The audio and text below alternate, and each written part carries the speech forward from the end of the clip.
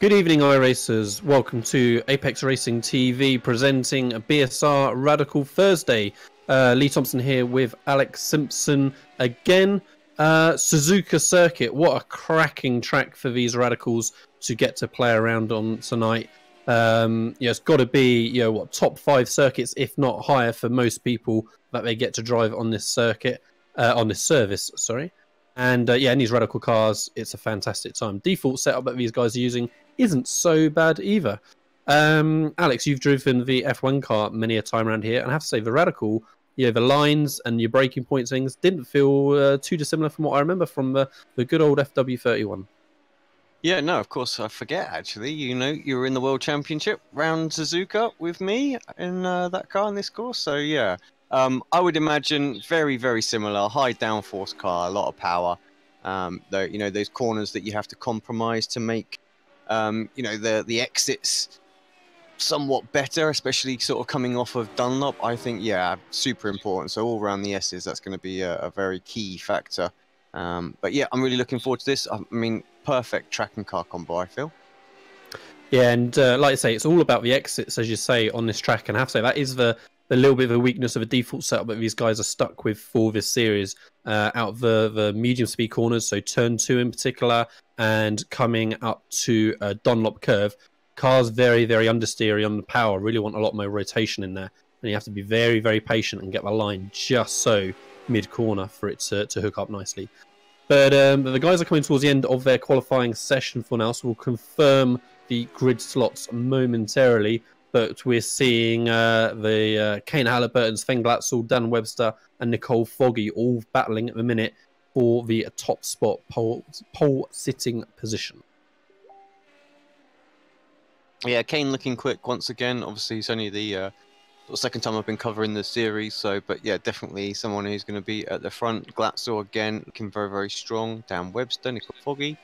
Got a couple of new faces in there this time as well. 28 cars though, jumped in for this one. Looking like a good little race we're going to have tonight. Yeah, absolutely. Yes. It should be good night racing. I'm a little bit surprised it's maybe a little bit of a lower entry than we've seen with some of the previous rounds, because again, this is a popular track for sure. But I think maybe we're just getting through the series, through the season rather. We're getting the regulars really sticking through it and making their way through the entire season. We had a cracking week last week at Road Atlanta. This is a very different circuit, of course, for the guys to negotiate. Much smoother. We've got the F1 level of road surface, and it's a much wider track. We haven't got all the undulations to deal with, although it's we've got peaks and trough in the circuit. We haven't got the real nasty bumps, and the curbs are pretty good around here, again with the F1 style curbs that we see on the Grand Prix circuit. So yeah, very different exercise for these guys, but actually pretty technical still, just as Road Atlanta can be as well. Real opportunity for these Radicals to stretch their legs, of course, coming down the back straight, especially through 130R. 130R's flat in qualifying for these cars. It'll be interesting to see how they do in the race. I think for sure in the draft, we're going to see some cars running wide as they try and push the limits of it. Again, just going to be a little bit understeery for them through that section. Right, so qualifying is finishing up. We're just waiting for the last couple of cars to come through before we confirm the grid slots. Don't see anyone at the minute maybe looking like they're going to do anything major to upset the standings. But again, we'll just hang on a couple of moments and allow that time just to tick on by before we confirm. Yeah, a couple of drivers still out there, but not many. Fraser Williamson, Craig Williams, Kip Stevens. But yeah, no one really doing anything of major. Kip just coming across. Don't think he improved, so no, I think that's about it.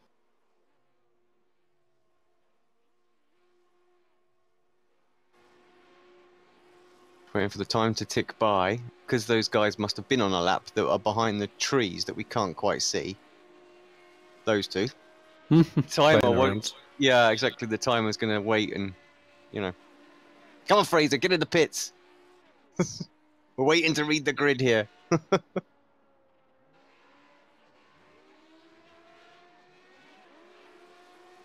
Yeah, so 3 races, of course, that we've got tonight for the BSR Radicals. Reverse grids for race 2 and 3. Again, much more open circuit, much wider. It's going to be less opportunity for chaos, hopefully, than, say, we did at maybe Road Atlanta last week. Certainly an opportunity for those top finishing guys to get their way through the field. So that will be good to see in race 2 and 3. Right, so as we can see, then qualifying has now officially finished. We confirm the grid standings. Kane Halliburton then takes pole position, 153.339, just over a tenth quicker than Sven Glatzel, who was looking pretty strong in practice yesterday. Dan Webster then in third, 6 tenths behind. Nicole Foggy, a little bit surprised to see him 6 tenths back of Kane Halliburton. I wonder if Kane got a good strong toe to give himself that run into the low 53s rather than maybe the mid 50s that I thought might be pole position. Then perhaps, Foggy couldn't quite get that coordinated with his teammate maybe. Paul Crabb then in 5th, Johnny Brandon in 6th, Jack Ashton in 7th with Jamie Ayres in 8th, Paul Denton in 9th with Adam McNally in 10th, Steve Hefford in 11th with Richard Warmingham in 12th, Adam Hadfield in 13th, Fraser Williamson in 14th, Jack McIntyre in 15th with Luke Cooper in 16th, Carl Hardy then in 17th with Sam Fitzpatrick in 18th, Craig Williams 19th, Cole Jackalette 20th, James McRitchie in 21st with Lane O'Connor in 22nd, Kip Stevenson in 23rd with Eamon Macaulay in 24th, Stephen Leslie in 25th, Alan McCain in 26th, Anthony Jacobson in 27th, and Will Daniels starts last on the grid in 28th position. So yeah, good strong field that we got here. They got a super long run down into turn 1, and the braking zone is only going to be as they arrive into turn 2, so they've got plenty of time to sort themselves out. And we'll see if Halliburton can hold that outside line off the pole position there. Yeah, it's a good line to have, of course, unless you're Senna. But yep. I feel like that's the line you want to sweep in, carry the momentum. Here we go then. Revs are building, red lights ticking away. We're looking at Kane Halliburton starting from the line. Green light goes, spins the rear wheels as he gets away. Big wobble as he goes into second, and already we've got a crash in the background, but we'll keep watching the front of the field for now as they work their way down into turn 1, sweeping through. Halliburton got that line covered, keeps that first place. Nicole Foggy's already gained 1 spot up into third, and is still challenging, in fact, for that third spot with Dan Webster. Webster's just got the inside, and can Foggy keep his nose, and he can't quite, so Webster gets that position back, and Nicole Foggy keeps his starting position. Couple of the cars behind as well. I think that was Paul Crabb and Johnny Brandon got together. So the two, are they teammates? I think the liveries are very similar, but not actually teammates. So yeah, they survived somehow. And this is crazy going into Degner 1. There we go. Contact. I felt it was going to happen. Car just coming back on the track in the background as well. They were fortunate they've actually got pushed out wide, didn't collect more cars behind, but we've got a further instance we can hear through Degner 2 as well. Lane O'Connor, Cole Hardy dropping back. So yeah, it doesn't look good for a few cars there. But as you said, that looks so tricky going into Degner 1 there. As again, we can see Hadfield and McIntyre side by side as they work their way out onto the back straight. I'm not sure about you, Lee, but I've never ever fancied 2 or even 3 wide going into Degner 1 on the first lap around Suzuka. So I'm not sure what these guys were smoking, but it must have been good. Absolutely. Degner 1 is such a tricky corner all on your own, let alone in the heat of battle with going down the inside. And as you say, we're fortunate, I think, not to see a bigger incident there as the leaders are coming up now to Casino Triangle. Kane Halliburton still defending from Dan Webster now, actually. So Webster's gained that second spot over Glatzel. Has a big moment exiting Casino Triangle, and I'm sure Glatzel's going to get a good run, but of course Webster's got the slipstream of Halliburton in front. Yeah, let's jump on board with Sven. You can see he's got the run. I know Sven well enough to know that gets half a sniff, he will throw one up the inside. Oh, Webster was late on the brakes, just about got it slowed down enough. I thought he was going to run out of road on the exit of turn 1 there, but it all looked tidy, kept it together. So yeah, Webster doing well to get that second place, and already is closing on Halliburton through the start of the S's there. Maybe drops back through the second half a little bit. Very different lines going on through the S's, and I think that's the thing with the. I don't want to do that. A couple of wheels on the. Yeah, Glatzel's going to get a run. Is Glatzel going to have a little look into Degner 1? Or is Webster's blinking a little bit? That's tricky as well. Webster defends. It's going to make it very tricky through Degner 1, lining himself up for Degner 2. gets a lot of exit curb, but manages to get it stopped. So yeah, Webster struggling through Dunlop, and look how close all three of the cars there are. Of course, we didn't see how close. Foggy's going to try and cut back on the exit. Can't quite get the line, but gets some momentum using the slipstream of Webster in front. Drives straight past Glatzel, and Glatzel got hung up to dry on the grass. Even did he touch coming up to Spoon. So yeah, spot made for Nicole Foggy there, as Glatzel did lose that spot. Foggy looks like he's going to be getting that move done on Webster anytime soon. But thanks for that little bit of battling, that's labelled Halliburton just to break away a little bit. 2.5 now down the road. Yeah, sorry that I just dropped out. Side by side. So here comes Foggy. Yeah, good clean move. Got the draft, didn't he? And got that run into 130R. And yeah, now Glatzel having a little look on Webster once again. So, and I think we're going to have a sort of rinse and repeat from what we saw the previous lap. Yeah, so Webster had a cracking first lap to get up into second spot, but just struggling a little bit more now. Let's have a look at the slipstream as they work their way down the front straight again. I think Foggy's going to a little bit, keeps the inside line coming into turn 1, but yeah, slipstream isn't enough for Webster and Glatzel behind. And we can see Foggy taking a very tight line through the middle of turn 1 there, but still making turn 2 work for him. We've lost Johnny Brandon. Not sure quite exactly what happened. Let's see if we can get back on a replay. It looked like he'd already got a fair amount of damage there. So this is aftermath. I think this is where he's going to, yeah, just on the break-in. Car's toast already. Bit more damage. He's going to jump it back to the pits, but that's him retiring from the race. Yeah, unfortunate for Brandon. And we're seeing him run strong at previous races. Teammates to Nicole Foggy, who we're seeing at the front there. What a crazy little battle this is for the back of the top 10. 8th, 9th, 10th, 11th back. Oh, and spin through Degner 2 for Adam McNally as he's dropping down the field. Luckily not to collect anyone else. Fitzpatrick having a look on the entry to the hairpin on McIntyre. McIntyre barely gets the car stopped, and actually Fitzpatrick got hung up to dry because of that, and Williamson I think is going to get the move on Fitzpatrick, but doesn't maybe quite get the drive. Yeah, just like you say, just didn't quite have the momentum. I think Sam had actually the draft on McIntyre, and that was enabled him just to sort of keep head. Goes a little defensive into Spoon, covers our line off. Williamson not really having too much of a look, just sort of settling in. Still early days, of course. 20 minutes for this race, and yeah, still lots of time to make some places. Yeah, absolutely. And so we've got a couple of little packs forming now through the different battling, but say this battle through the back of the top 10 is looking like the main point of interest for now as they head themselves back into Casino Triangle, and a fair bit of damage there for Jacqueline is that, who is just slipping back as it goes through Casino Triangle, but spin for Leslie on the entry to first part of chicane there. And can he rejoin safely? He can in that gorgeous Elf Renault livery. Just took way too much speed in there, didn't he? And then tried desperately to get it stopped. You've almost got to just accept the fact that you're going to get a slowdown penalty in that situation. Better that than a little spin like that. Yeah. So McIntyre still battling hard there with Williamson, I think it was, through turns 1 and 2. McIntyre coming out on top for now. So very different lines we're seeing as we saw from an onboard shot of the start race through the S's in these cars. And for sure you can make different lines work. And even it's going to be, I think, differences in gear selection a little bit as well. 4th gear for these cars through the first half of the S's. And at some point, I think some of the drivers will be going down to 3rd as Webster losing the spot on, he's gone. On the entrance to Degner 1. And as you say, just out of position, couldn't take his line, had no way to take the corner. As another issue for Ashton dropping back there. Where was that exit of the hairpin? Yeah, spinning up the rear wheels. I'm not sure what happened to Webster because he was dropping back already, so there was some sort of issue for Webster before he even sort of went off there. So yeah, big problem for Dan. Actually, do you know what? We'll get that back on a replay because I think this is quite important.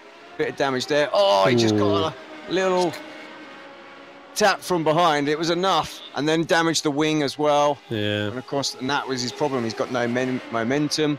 Everybody just sort of steams by. And, and unfortunately for Webster, he's towed back to the pit lane.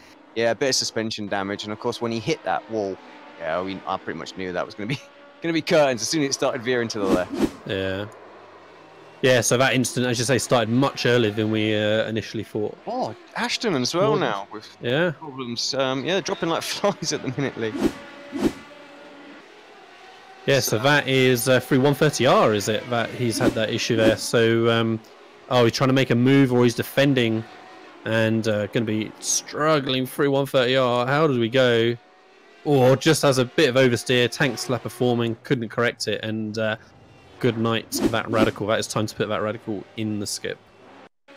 Yeah, so, and that's why we sim race and not real race, because right now, yeah, we'd be we'd have had a 250 grand bill or something. Yeah. I was about to say the bill and the pain that would have gone through that hit as well, because that would have been a big old hit. Oh, I like how my first thought was on money, not the injury, but hey ho.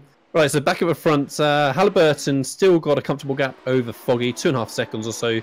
Foggy then is looking all on his own, second place over Sven Glatzel, further 6 seconds back. Paul Crabb in 4th with Richard Warmingham in 5th. Adam Hadfield 6th, Jack McIntyre 7th, Steve Efford 8th, Fraser Williamson in 9th, and Sam Fitzpatrick is rounding out the top 10.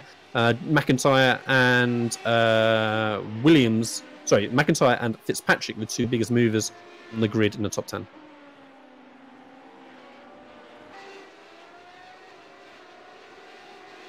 So already coming up to halfway through the race. Of course, not a huge amount of laps these guys are going to get in, because we're up to almost 2-minute long laps in this 20-minute session.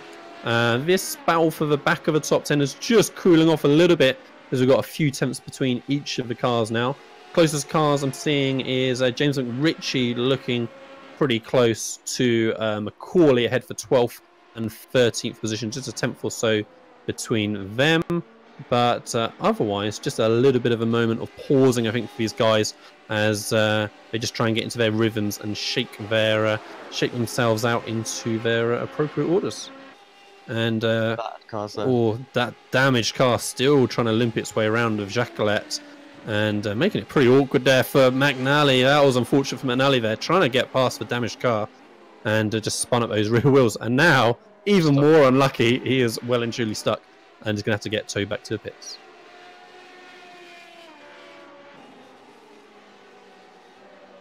Right, so battle for the 5th position then. Hadfield just gained a little bit on this last lap on Richard Warmingham, just a fraction quicker last time round, but actually losing quite a bit through the S's there. Warmingham really got a much better run, gained 3 tenths just in the second half of the S's, I think, and now Hadfield's under a lot of pressure all of a sudden from McIntyre as they go through Degner 1 and then slowing it down to second gear for Degner 2. McIntyre a little bit wide, you see him spin up the rears on the AstroTurf as he tries to get on the power and loses all that that time he gained through the S's there.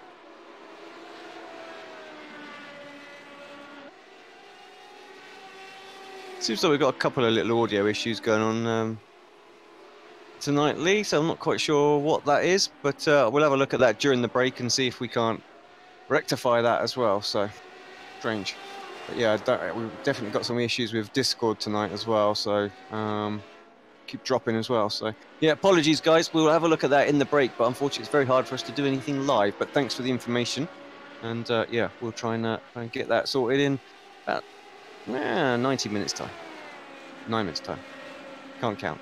And so Hadfield has managed to gain that time again, and Warmingham, as they were going through 130R, goes to the outside of Casino. Warmingham defending hard, keeps the line, and Hadfield has to slot in behind. But yeah, interesting sort of to and fro during the lap, as either it was just a mistake from Hadfield and the S's, or we're seeing just the strengths of the different drives in different parts of the track. Warmingham defending as they head into turn 1. Hadfield is not quite going to get alongside before they get into turn 1 there.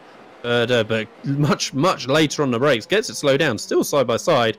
Finally, Warmingham then reappears in our roll bar camera view as they now head through the S's. We see how much more curb Warmingham has taken over Hadfield, and actually we can see why Hadfield maybe is just losing that time through the S's. Warmingham was getting up and over the curbs in the first half, and even on that corner of the S's as well, and is able just to carry that momentum a bit more than Hadfield. So you just see if Hadfield's able to identify that and maybe just adjust his lines a little bit and not lose this couple of tenths or so through that section of the circuit. Yeah, I think when you're following someone, it's always a little bit easier to try and adjust, isn't it? You know, you can really sort of adapt and go, right, you know, you identify where it is you need to be a little bit stronger, and that's how you can go on the aggressive. Yeah, absolutely. So it'll be interesting to see if Hadfield can make that adjustment. We see that Warmingham certainly is pushing hard. He was way out over the AstroTurf and he exited Degner 2 and kept it under control, but it's easy just to catch a bump wrong there and have to come off the power on the run up to the hairpin. But yeah, no problems that time by. Into Spoon, super quick entry, and again we see how much more curb Warmingham takes on the entrance compared to Hadfield, and again there maybe similar amount of curb on that one, and again Warmingham just getting an okay drive off that corner. I think we're going to see Hadfield close quite a lot in the slipstream. Yeah, huge amount of draft coming in there, just not enough to get all the way there, but pretty close. Have a little look. Oh, late on the brakes, trying to go around the outside. Not always easy. Carries the momentum, but he's still there. Warmingham, yeah. Warmingham very, very alert there to the fact that Hadfield just McIntyre capitalised. Absolutely, you might get Warmingham here as well, Mike McIntyre. But yeah, good driving from Warmingham through the chicane. He knew that Hadfield was just struggling and gave him plenty of space. Hadfield coming back now as well. Got Warmingham. Where's McIntyre gone? There he is. Appears and shots. Sweeps around the both of them. Takes that spot through turn 1 and 2. Warmingham loses 2 positions after being a sensible drive, if you like, through the chicane and doing well to avoid Hadfield. So that was unfortunate there for Warmingham. And Hadfield just taking quite a lot more curb through the start of the S's that time. So that was interesting. We'll see if he continues that as he goes through.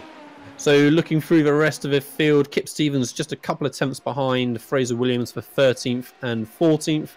Otherwise, again, yeah, everyone's looking fairly settled. Halliburton 2.5 seconds now ahead of Foggy, who's 7.5 seconds ahead of Glatzel.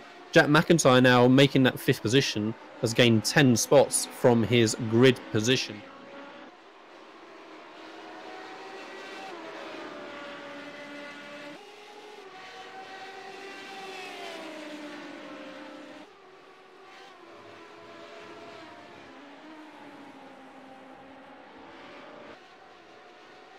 And so Hadfield trying to come back at McIntyre now as they work their way through Spoon Curve. Loses a couple of attempts mid-corner, but you can see him gaining it on the timing on the exit. So he's got a good drive out of the Spoon. It'd be interesting to see how much he can close. He was 3 tenths off at the exit of Spoon, coming up towards the 10th now. Is he going to get there before 1:30? He has a little look, but slots in. He's going to wait for the chicane again. We saw how brave he was on the brakes, but McIntyre goes very wide. Does he keep his foot in? He does. And Hadfield gets it stopped. McIntyre keeps his spot, but misses the apex on the first part of chicane. And we'll see what kind of drive he gets out onto the front straight. But yeah, McIntyre, struggling a little bit through 130R there, defending now already as they come to turn 1. And Hadfield pokes his nose out as they enter turn 1. Not close enough though to get that move done. McIntyre keeps that 5th position. So 5th, 6th, 7th and 8th all looking pretty close. Steve Hefford just lurking in the background there in the red and white car, just keeping a close eye on things. A strong race this from Adam Hadfield. I think this is the first time we've seen him in this series as far as I can recall. And to be running up in that 6th spot for his first viewing is very, very good indeed. Richard Warmingham, though, trying to keep him honest, coming back at him a little bit, just a couple of tenths behind him.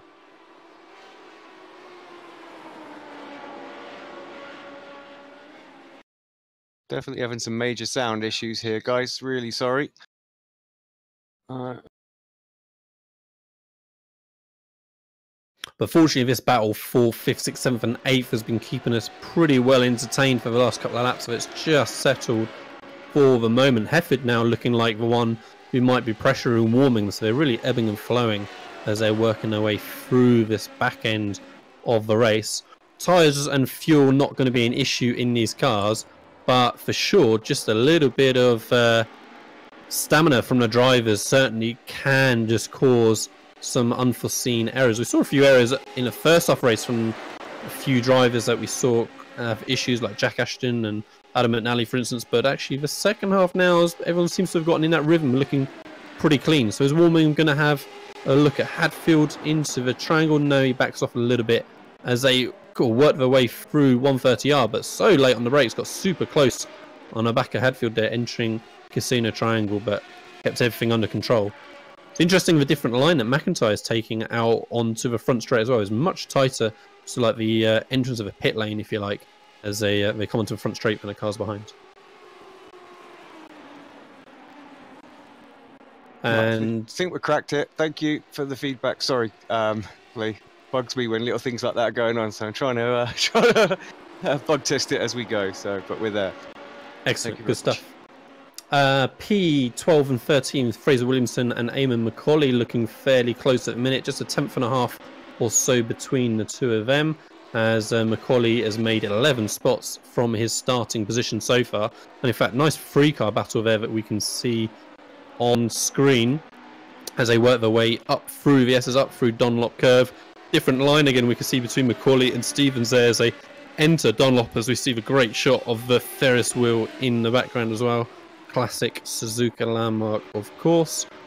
Clean through Degner 1, Degner 2 for the guys, and actually they all stay as they were for now. No real movement for the minute. Looking back at the front, still a few tenths between the McIntyre, Hadfield, Warming and Battle, so nothing developing there. Changed position though there as they're on the hairpin. As I look away, I see the timing screen change. I don't see it on the screen, so Macaulay gets a spot over Williamson on the hairpin, and I guess Williamson just made an error going into the hairpin, but it's trying to come back at him now as they come to spin. Yeah, and a great run as well. Oh, there's just not enough room, was there, on the outside there? there? Oh, that looked optimistic, cutting back on the inside there. Just about got away with it. So yeah, Williamson looking to get that position straight back. Lucky, I felt, from that camera angle not to turn Macaulay there as they were midway through Spoon Curve. And we see Macaulay just defending ever so slightly through the approach of 130R. Much different turning points there for 130R for the two drivers, as well as they turn into that flat or very close to flat corner. But yeah, Macaulay struggling to get the car turned on the second part of the chicane after running so deep. Does a decent job, to be fair, of getting it round, and he's going to have to start defending now from Williamson. Doesn't really defend, just lets him get alongside him, but now puts a squeeze on him. Yeah, squeezes him once he's alongside, but Williamson straight back through that spot. Can he get it slowed down for turn 2? He can. And if anything, Macaulay just a little touch deep. Oh, Nicole Foggy. Oh, what a moment to cut to Nicole Foggy by Alex Simpson. Congratulations for camera change of the day. Nicole Foggy from second position has a huge impact, and he is going to be retiring back to pit lane. He's going to struggle to even complete this last half a lap that we have in the race. So from second position, just loses it over the exit curbs of Degner 2. Crazy. Yeah, he was pushing hard. The reason I was cutting to him because got the gap down to 1.5 seconds, and he caught 0.8 of a second on the final, the previous lap. So I felt like, he was going to put a pressure on Kane into this final lap, but it's not happened. Timer is ticked by, the white flag will be out, and yeah, this is going to be Kane with a nice, clean victory. Yeah, I've not really seen anything of Kane. We saw him jump off the lights with a spinning rear wheel and a little bit of a kick of oversteer in what is gear change from second to third gear off a line, and we haven't seen him since. He disappeared, allowed the cars behind just to battle away, and is showboating a little bit as he comes up to the finish line. Kane Halliburton takes the win, comfortable, lights the flag, pole to flag victory for him. Sven Glatzel crosses the line in a very strong second position, having qualified in second as well. Paul Crabb then in third, with Jack McIntyre taking fourth place, 11 spots gained off the line. And very sorry for itself, Craig Williams. Craig set up shop, liveried Radical there, getting across the line ahead of his teammate of James McRitchie for 9th and 10th position, as we see. But yeah, that Radical, along with Jacquelette's, lots of damage, and Jacquelette's still, like, so much damage in that car for him to be fighting so hard. Fortunate that Leslie didn't come worse off that time, but Jacquelette managing to bring the car home in 17th position. So, entertaining race, not a classic. We had a few little close battles here and there. Leader managed to scamper away, but sets us up nicely, I feel, for race 2. It'll be interesting to see where Nicole Foggy will be classified, because presumably he's going to be recorded as less than 1 lap down, or 1 lap or less. So he is presumably going to be in contention for a full reverse grid, which could could be very interesting for race 2. Yeah, I think so. Right, so here are our official race results then. Kane Halliburton, as we saw, taking the win by 6.5 seconds over Sven Gatzel in second. Paul Crubb then in third, with Jack McIntyre making that progress through the field to take fourth position. Adam Hadfield then taking his strong fifth position in what I think is his debut for the series. Sixth place then for Steve Herford, Sam Fitzpatrick in seventh, Richard Warmingham in eighth, Craig Williams then in ninth with James McRitchie in 10th, Fraser Williamson in 11th with Eamon McCauley in 12th, Paul Denton in 13th with Kip Stevens in 14th, Stefan Leslie in 15th with Luke Cooper in 16th, Carl Jacquelet with that damage we saw to the car in 17th position, with Alan McCain then in 18th. 19th then was at retiring Nicole Foggy at the end of that incident at Degner 2. And then everyone else finished several laps down. Jacobson, McNally, Ashton, Webster, Ayres, Brandon, Hardy, O'Connor, and Williams bringing up the rear of the field. Unfortunate for Williams there, qualified last and last of the classified finishers. So yeah, good clean race overall for race one. So a few individual incidents that we saw, but some pretty good racing. It'll be interesting to see how the reverse grid is going to shape things up now for race 2. Yeah, indeed. And talking about reverse grid, guess I better get the wheel up on screen. Right then, who is going to get this pole position?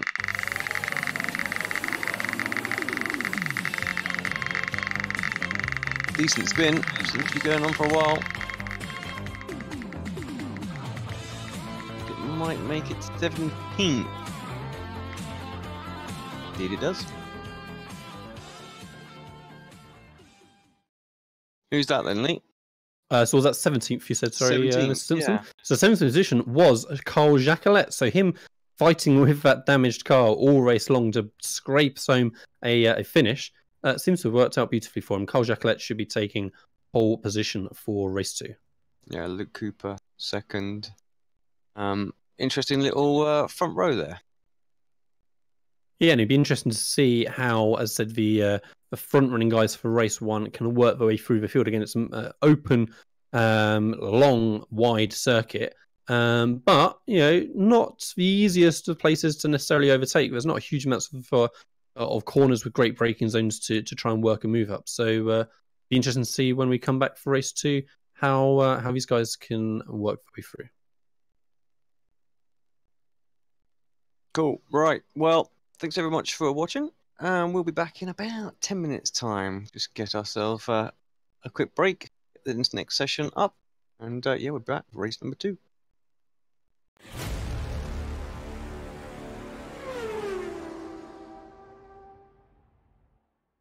Lee Thompson here, bringing you another hot lap in preparation for tonight's BSR Radical Thursday on Apex Racing TV.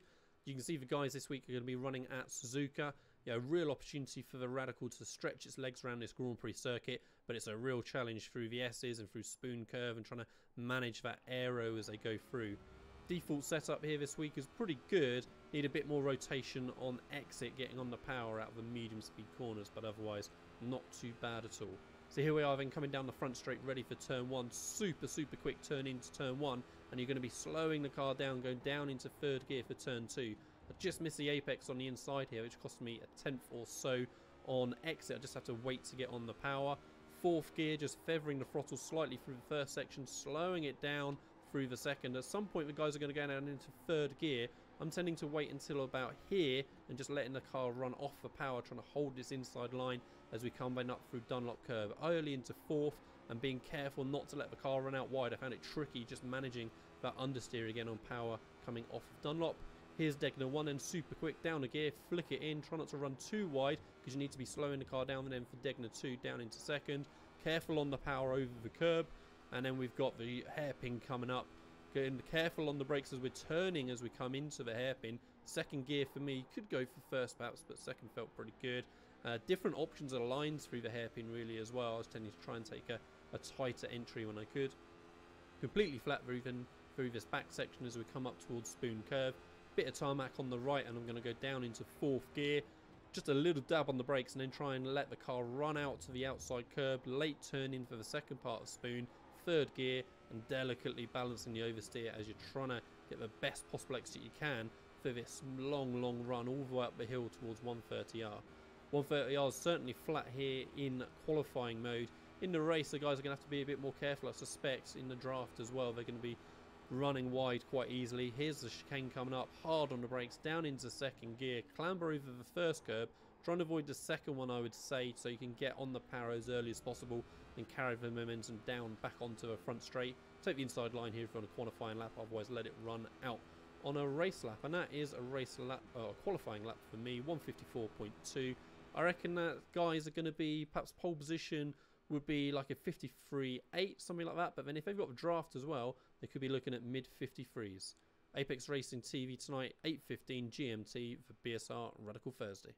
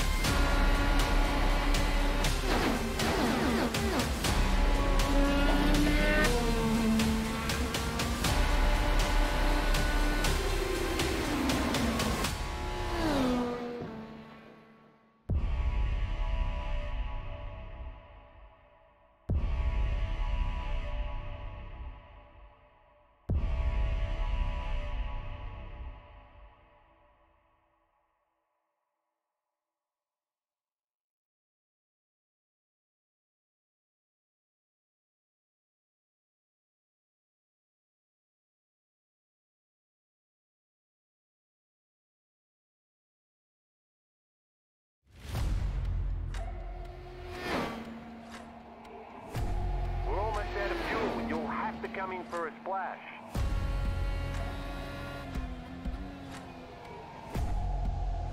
Three, two, one, now.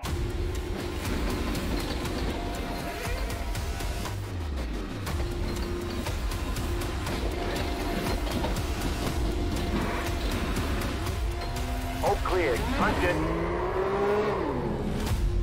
Great job. You did really well.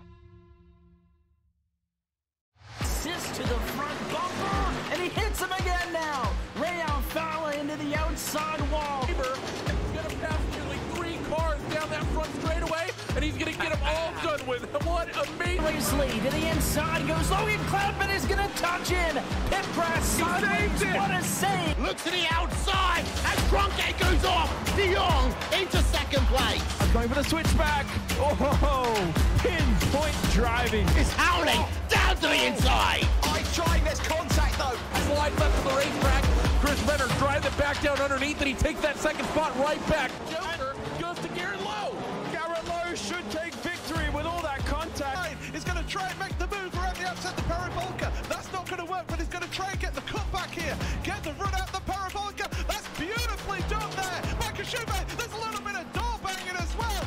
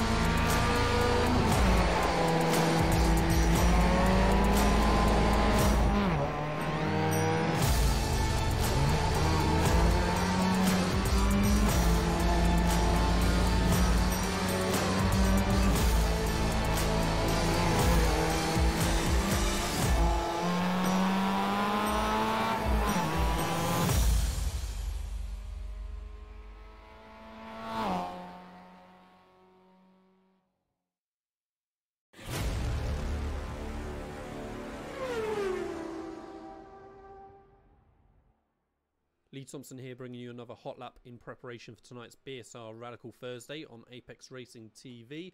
You can see the guys this week are going to be running at Suzuka. Yeah, a real opportunity for the Radical to stretch its legs around this Grand Prix circuit, but it's a real challenge through the S's and through Spoon Curve and trying to manage that aero as they go through.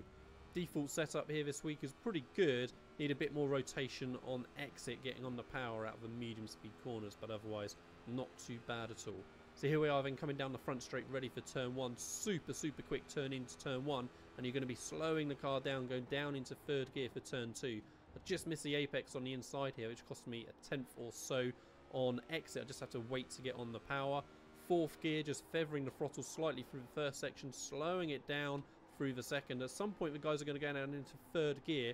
I'm tending to wait until about here and just letting the car run off the power, trying to hold this inside line as we come up through Dunlop curve. Early into fourth and being careful not to let the car run out wide. I found it tricky just managing that understeer again on power coming off of Dunlop. Here's Degner, one end super quick, down a gear, flick it in, try not to run too wide because you need to be slowing the car down, and then for Degner 2 down into second. Careful on the power over the curb, and then we've got the hairpin coming up.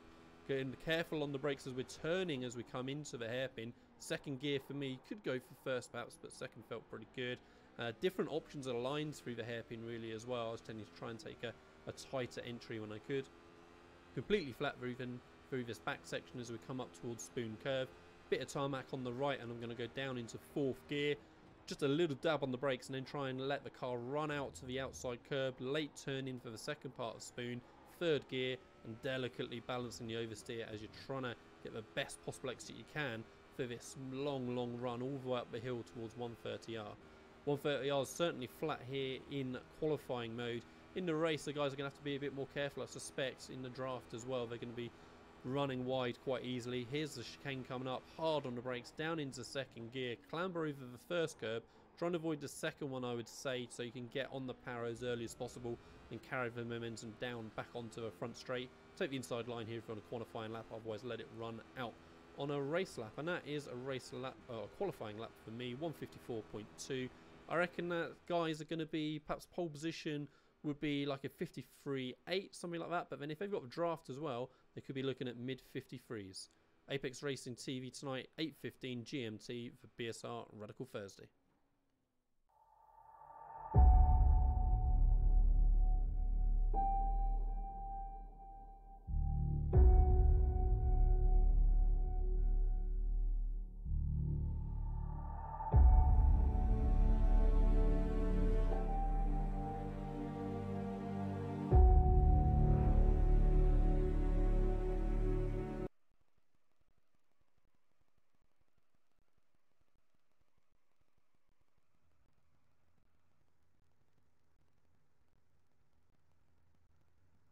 Welcome back to BSR Radical Thursday on Apex Racing TV. Lee Thompson here with Alex Simpson at the fantastic Suzuka Grand Prix circuit. We've already seen a decent race one, but I feel race two, race three now are going to be a little bit more chaotic as the guys are trying to work their way, trying to like unshuffle themselves from their reverse grids. We're going to see pretty shortly how they get on. Starting from pole position is going to be Paul Jacquelet with Luke Cooper lining up alongside him in second. Stephen Leslie in third with Kip Stevens in fourth. Paul Denton in fifth with Fraser Williams in sixth. James McRitchie in seventh. Craig Williams in eighth. Richard Warmingham in ninth with Sam Fitzpatrick in 10th. Steve Hefford 11th. Adam Hadfield at 12th. We'll pause there because the lights are about to go out. Cole Jacquelet off from pole position. Spins up those rear wheels. There's not quite such a wiggle as we saw from Halliburton earlier on, but Cooper has got a good launch. He's going to get the inside as they head into turn one. Can they get it slowed down? Oh, Leslie behind is out on the outside. Took one car with him as well. We'll see who that was in a moment. But Cooper gets that position from Cole Jacquelet for first spot. Fraser Williams then gained 3 spots up into third. So it was Leslie, and he took out Denton, was the unfortunate innocent bystander to get caught up in the middle of turn one there. Yeah, only the one victim, really. I think, Brandon may be dropping down as well. So, yeah, problems with Brandon. So, a couple of people, but actually, much cleaner start this time around. Yeah, good job from the guys there, as we're seeing a couple of 2x2s coming through. Egner 1, are they going to get out clean? You're just in the back of the top 10, I think. We'll see if they get through. I think they did. I don't think anyone dropping down the order quickly. So good job to the guys shuffling themselves out. All contact between Cole Jacquelet and Fraser Williamson on the approach to the hairpin. They both just about get it slowed down. Williamson should get the drive off the corner, but both pretty lucky not to get turned around there, as we see a car struggling in the background on the entrance to the hairpin as well. And who's this? McIntyre and Hadfield again. We saw them battling through race 1. Hadfield way too hot through the entrance of Spoon.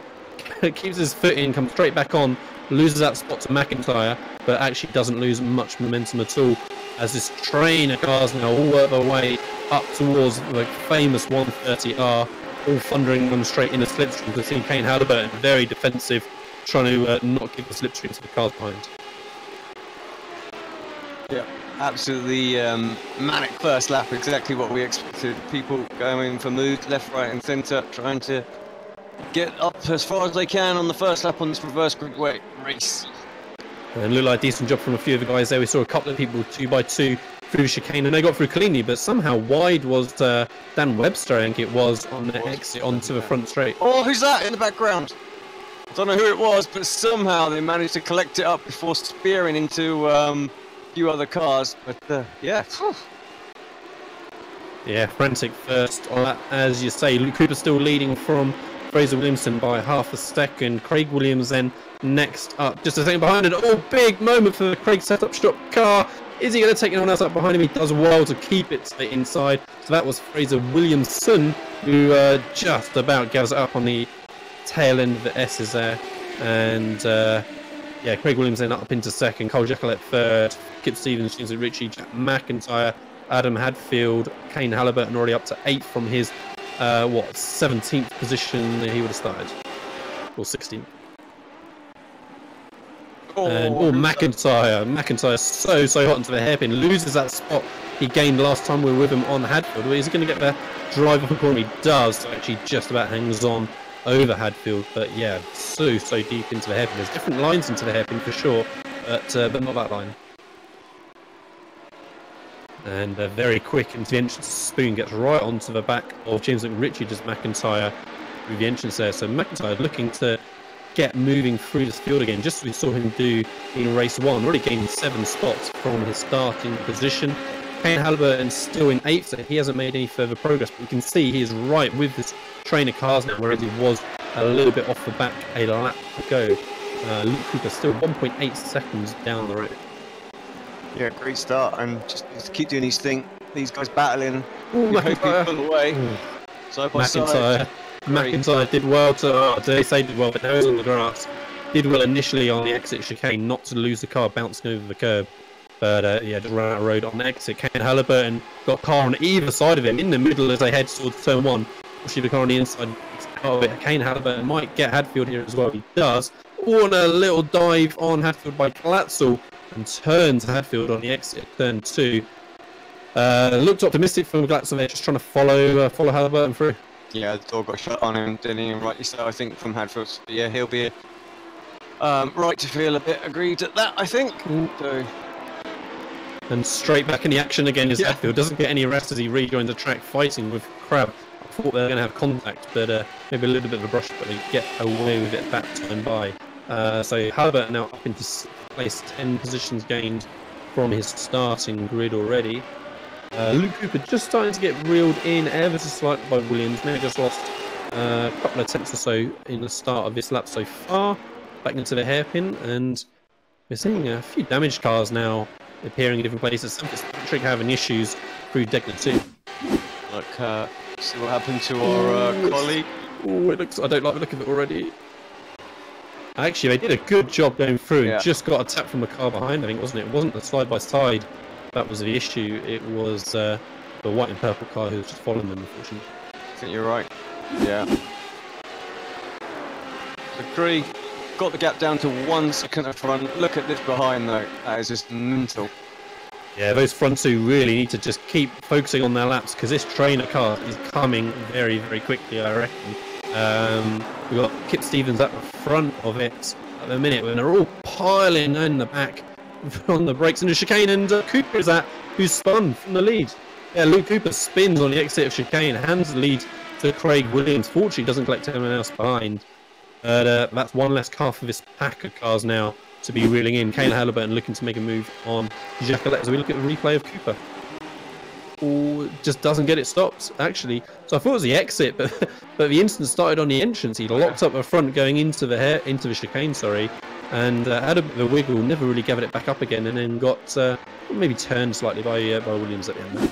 Yeah, I'd be kicking himself, I think, on that one. Like you say, just got a little lock up going in on the rears, and then of course when he applied the gas, it just said no. Basically, you've stressed me enough, and around she went.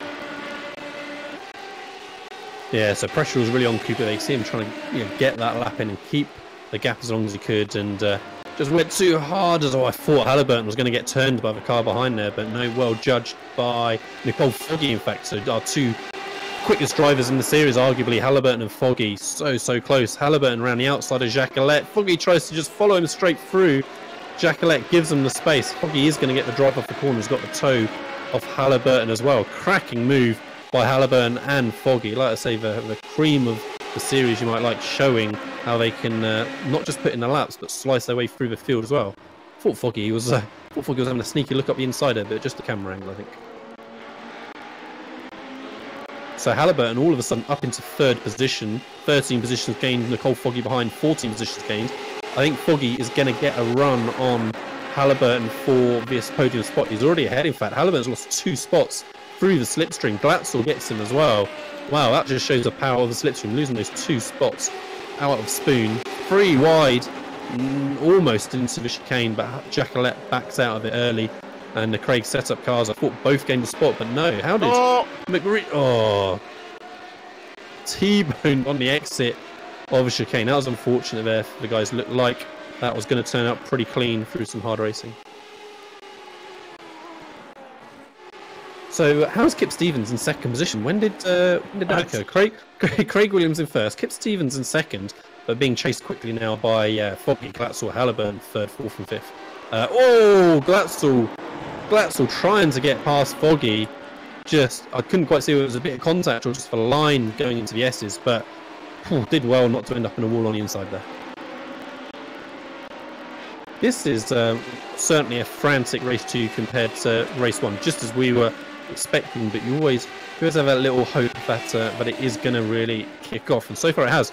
We haven't seen any bad driving, we haven't seen any bad racing, just lots of close action, and guys pushing so hard as we see him. Glatzel and McRitchie running out of the AstroTurf on the exit of Degner 2. Glatzel getting the spot and trying to recover from that issue just half a lap ago. Jacqueline and McNally, Webster all having a little battle as well.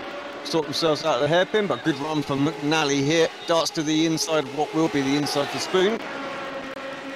Oh, that's just about hangs in there. Great sort of entry speed there for Webster as well. Took a very wide line. Too much. Yeah, exactly. He's had to check up out of it, and that's let Williamson possibly, Fraser just get a run here. Yeah, it was unfortunate for Webster. Like I say, he got a good run from the middle of Spoon there, but just had nowhere to go, had to lift out of it, and lost all of his momentum. But Williamson pushed onto the grass on the entrance to 130R, most scary place in all of Grand Prix racing, arguably. And you do not want to get pushed onto the grass on the entry there. It somehow gets away with it, doesn't even lose the position, but maybe a little bit squirrely there out of Casino Triangle, loses half a second or so. So this battle is still continuing between Jacqueline and Webster as they were heading towards turn 1 side by side. Looked like Webster got that spot over Jacqueline as well, so that's another position made. What are the gaps looking like back at the front? Craig Williams 1.5 seconds over Kip Stevens, 1.3 seconds then back to Foggy, and Halliburton's just a few tenths behind. Actually, Glatzel is we saw have that issue earlier on, so it's just Foggy and Halliburton now leading the charge on Stevens. It'll be interesting to see how quickly they rein him in. Half a second the last time by. Already we're halfway through the race. It's just flying by through this action. What happened to I'm not sure which of the car was behind, but just looked like he completely misjudged his entry speed to Jacqueline, or Jacqueline was super cautious. So it's Fraser Williamson then just either missed his braking point or Jacquelet was very slow on entry. But it looks, you see damage on the back of Jacquelet's car there. Here we go.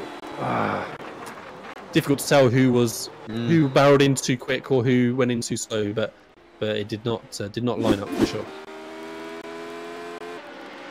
It was unfortunate for those guys. There was a good long hard battle through the opening half of the race.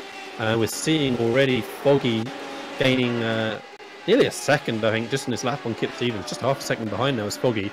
And we're going to see Foggy and Halliburton, I think, challenging for the race lead very, very soon. They've got best part of 8 minutes still to go, and Foggy now on the back of Kip Stevens. He's going to be challenging, I think, as they head in towards turn 1.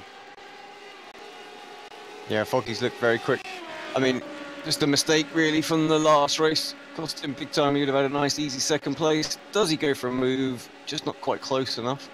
But he's still got about half this race to go, so great opportunity to catch up to Craig that's first. I mean, Kip 0.2 of a second quicker as well, so I'm a bit gutted right now that he's coming under a bit of pressure, having to look backwards rather than forwards, because I feel like he could have got himself to Williams at the front.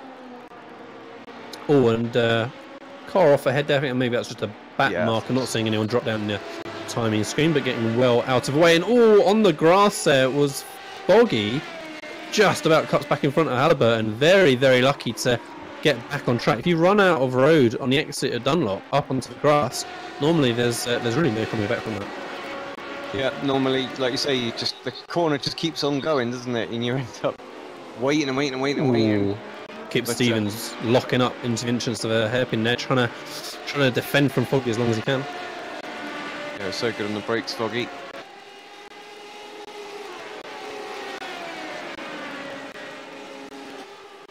And so Halliburton just lurking in the background. I feel like he's waiting for Foggy maybe to make that move on Kip, and I feel like he's going to then try and leap past in the same moment. Pretty good exit off of Spoon there from Kip Stevens, it looked like. So Foggy's going to get the slipstream, but Kip sure hasn't made it easy for him. Foggy not close enough as they come up to the entrance of 130R, just waiting for chicane. How hard is Kip going to defend? He's not. Takes his race in line. Foggy doesn't make a move, and just waiting for the next opportunity. But they're all catching Craig Williams. There's a 4-man group now for the lead. Yeah, Kip will have the slipstream now as well. So Ashton obviously retired the previous lap, jumped back to the pits, but Foggy up the inside, he's got the run into turn 1, sweeps on through, and actually for a moment there caught up quite a lot to Craig. I thought he was going to have a great run on the exit, but yeah, settles in.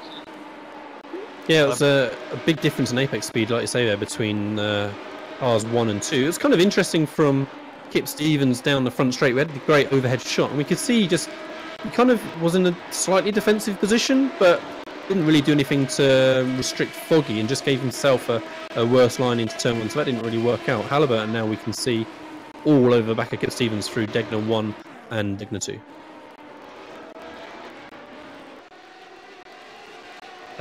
What else we got going on in the field? A couple of tenths between Jacquelet. Yep.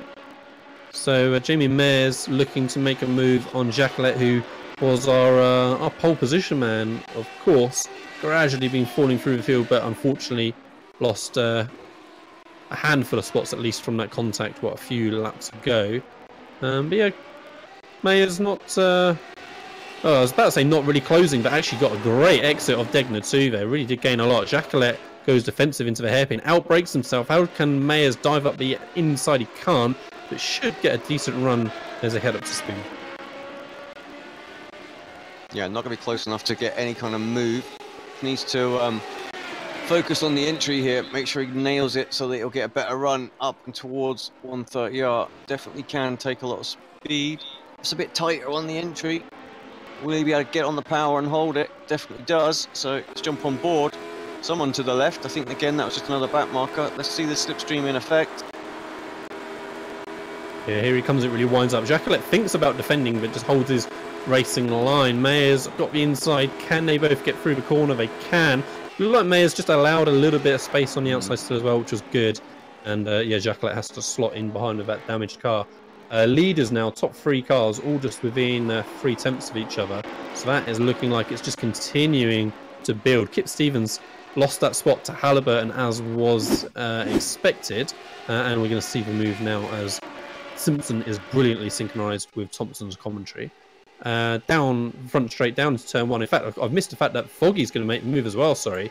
So Foggy goes up the inside, Halliburton goes up the inside, and our 2 championship contenders both make that spot through turn 1. And yeah, Williams still defending from Halliburton. Yeah, Craig needs to try and stay onto the rear really of Foggy as best he can. Help just to try and defend with that slipstream. You were telling me, Lee, it was about a second, is that right, with the draft? But really ramps up once you get closer, so it's half a second back right now. He needs to stay there really for the next few laps. Yeah, I think so. I think that's, you know, he can't. Halliburton can't let Foggy get too far away. If you want an opportunity to challenge for the lead, he's running out of time. He's only got 3 minutes of the race remaining, so second position may be what Halliburton needs to settle for. But here he comes in the slipstream, coming up to 130R. He stays behind for now. He's going to line up and move into Casino Triangle. Not close enough really through 130R, so Williams survives for a couple more corners. Clambers over that first curb, avoids second one. Had contact somewhere. And that's him. Oh, and it's Foggy. Foggy, second error. Ah, didn't see the back marker. I was about to say error from Foggy, so maybe it was not. I apologise for that. But instant Foggy, 2 races running as Halliburton makes a move on Williams and takes over the lead. Got to go back. I don't know who that was, but it's killed Nicole's car. Do you know what? I think I know who it was. Our timing screen is lit up red from Alan McCain here. I don't know what. I don't know what Alan's around doing on racing line. So, real commiserations for Nicole Foggy there. Alan McCain not going to be seen in the series again, I suspect, ruining the race win opportunity for championship challenger in this race. Kane Halliburton takes over the lead, as we said, from Craig Williams.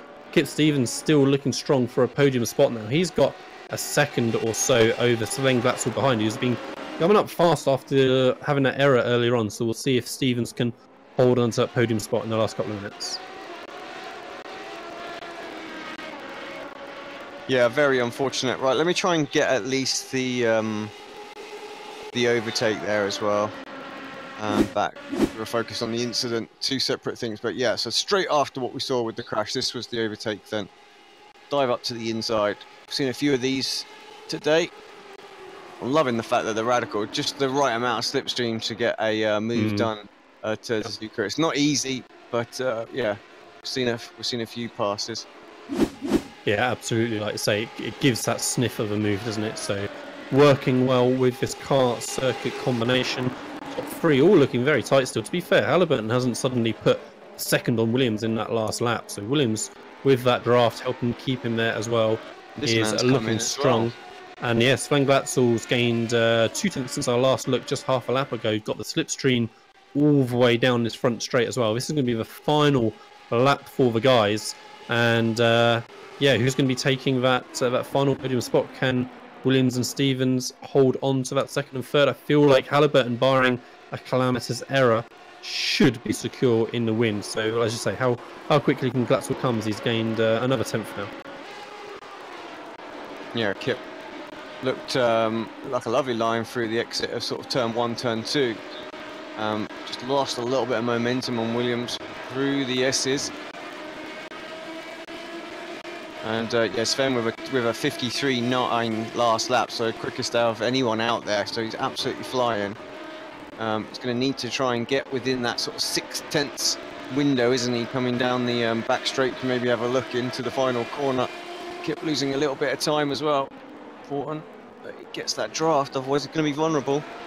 Yeah, Glatzel right with Stevens now. We can see a different line through the hairpin as well, and that looked like it worked out pretty well for Glatzel, getting a great run off.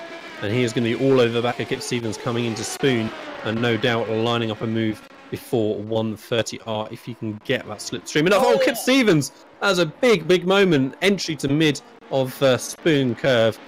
That tank slapper is so tricky to save in the Radical. Stevens kept that wall from looks of it. I still see him still going in the background, only down to 4th. But yeah, unfortunately for Kippers, who desperately tried to get every single last half-tenth of a second out of that car, holding onto that podium spot. Kane Halliburton then coming up to the Casino Triangle for the final time in race 2. Has a bit of a twitch on the brakes, to be fair. He's still pushing hard. Clatters over the second curb of the chicane as well.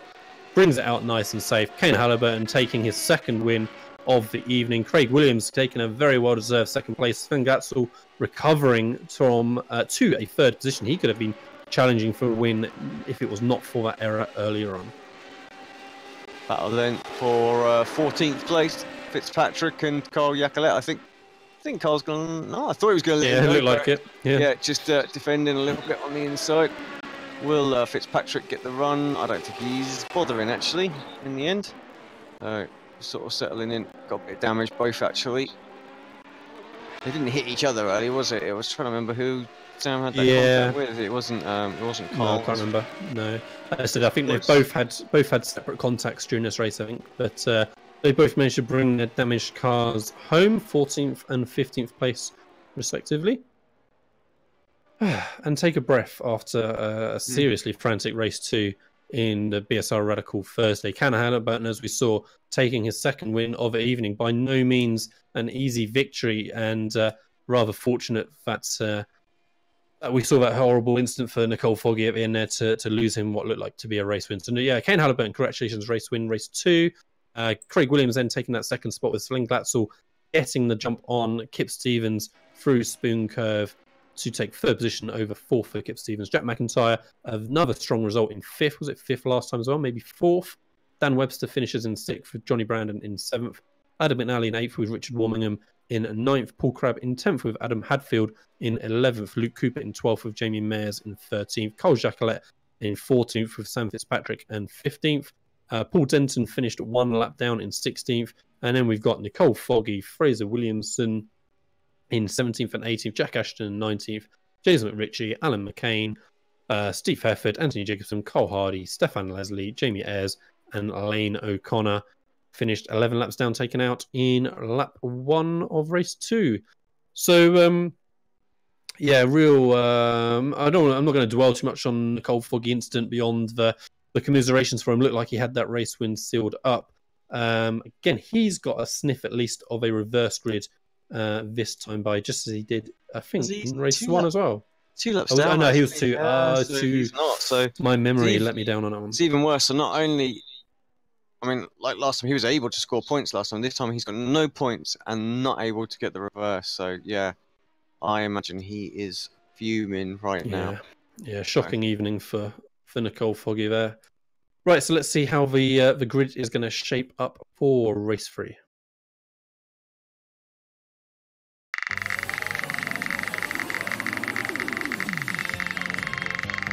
Got a pretty decent spin as it speeds up halfway through.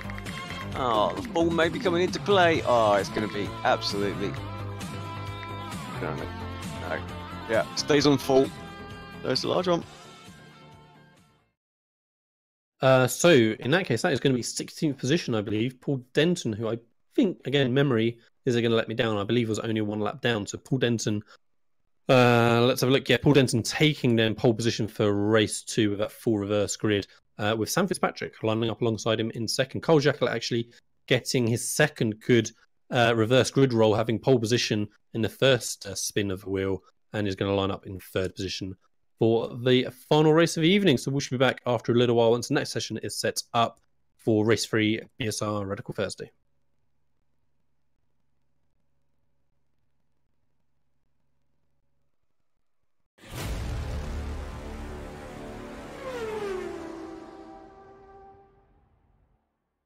Lee Thompson here, bringing you another hot lap in preparation for tonight's BSR Radical Thursday on Apex Racing TV. You can see the guys this week are going to be running at Suzuka. Yeah, a real opportunity for the Radical to stretch its legs around this Grand Prix circuit, but it's a real challenge through the S's and through Spoon Curve and trying to manage that aero as they go through.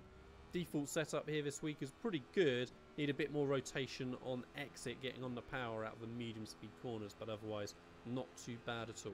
So here we are then coming down the front straight, ready for turn 1. Super quick turn into turn 1, and you're going to be slowing the car down, going down into 3rd gear for turn 2. A just missed the apex on the inside here, which cost me a tenth or so on exit. I just have to wait to get on the power. Fourth gear, just feathering the throttle slightly through the first section, slowing it down through the second. At some point the guys are going to go down into third gear.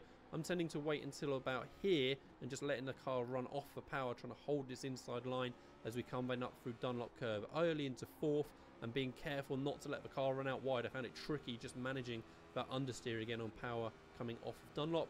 Here's Degner 1 and super quick down a gear, flick it in, try not to run too wide because you need to be slowing the car down, and then for Degner 2 down into second. Careful on the power over the curb, and then we've got the hairpin coming up. Getting careful on the brakes as we're turning as we come into the hairpin. Second gear for me, could go for first perhaps, but second felt pretty good. Different options of lines through the hairpin really as well. I was tending to try and take a tighter entry when I could. Completely flat through this back section as we come up towards Spoon Curve. Bit of tarmac on the right, and I'm going to go down into fourth gear. Just a little dab on the brakes and then try and let the car run out to the outside curb. Late turn in for the second part of Spoon. Third gear and delicately balancing the oversteer as you're trying to get the best possible exit you can for this long run all the way up the hill towards 130R. 130R is certainly flat here in qualifying mode. In the race, the guys are going to have to be a bit more careful, I suspect, in the draft as well. They're going to be running wide quite easily. Here's the chicane coming up, hard on the brakes, down into second gear, clamber over the first curb, trying to avoid the second one, I would say, so you can get on the power as early as possible and carry the momentum down back onto the front straight. Take the inside line here if you're on a qualifying lap, otherwise let it run out on a race lap, and that is a race lap, a qualifying lap for me, 154.2. I reckon that guys are going to be, perhaps pole position would be like a 53.8, something like that. But then if they've got a draft as well, they could be looking at mid 53s. Apex Racing TV tonight, 8:15 GMT for BSR Radical Thursday.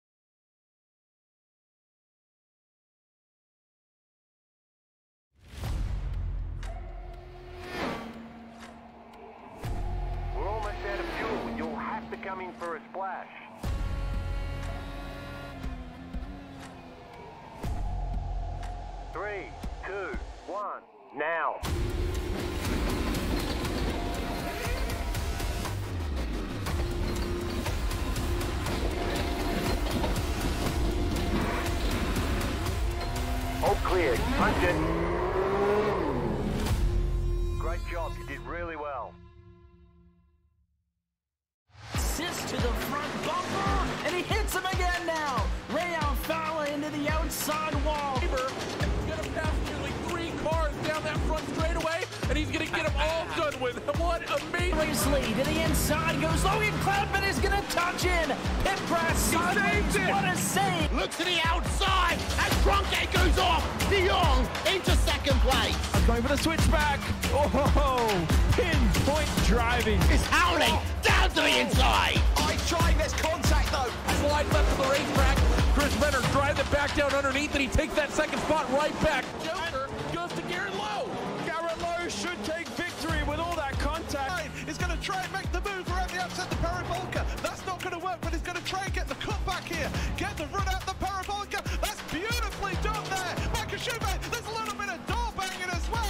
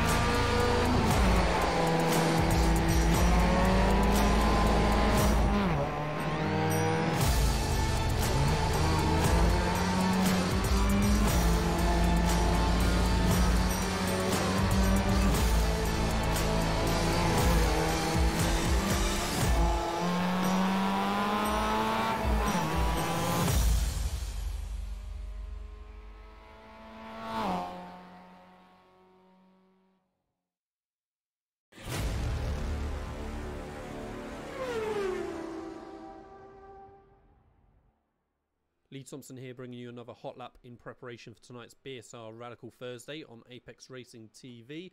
You can see the guys this week are going to be running at Suzuka. A real opportunity for the Radical to stretch its legs around this Grand Prix circuit, but it's a real challenge through the S's and through Spoon Curve and trying to manage that aero as they go through. Default setup here this week is pretty good. Need a bit more rotation on exit, getting on the power out of the medium speed corners, but otherwise not too bad at all. So here we are then coming down the front straight, ready for turn 1. Super quick turn into turn 1, and you're going to be slowing the car down, going down into 3rd gear for turn 2. I just missed the apex on the inside here, which cost me a 10th or so on exit. I just have to wait.